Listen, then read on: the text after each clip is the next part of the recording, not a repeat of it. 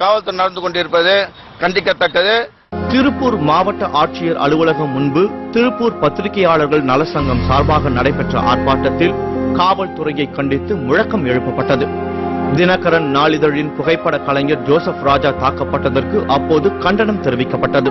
சென்னையில் கேப்டன் டிவியினுடைய பெண் பத்திரிகையாளரை கேலியும் கிண்டலும் செய்த உடனடியாக கைது செய்ய வலியுறுத்தியும் இந்த கண்டன ஆர்ப்பாட்டத்தை திருப்பூரிலே பத்திரிகையாளர்கள் சங்கம் சார்பாக செய்து கொண்டிருக்கிறோம்.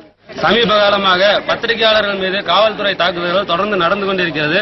கடந்த 2 நாட்களுக்கு முன்பு திருப்பூரில் ராஜா என்ற பத்திரிகைக்காரரை போலீசார் தாக்கினார்கள்.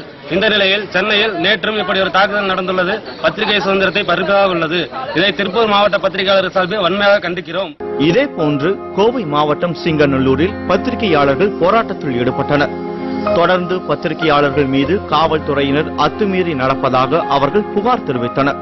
கன்னியாகுமரி மாவட்டம் நாகர்கோவிலில் காவல் நிலையம் மற்றும் மாவட்ட ஆட்சியர் அலுவலகம் முன்பு பத்திரிகையாளர்கள் கண்டன ஆர்ப்பாட்டத்தில் ஈடுபட்டனர்.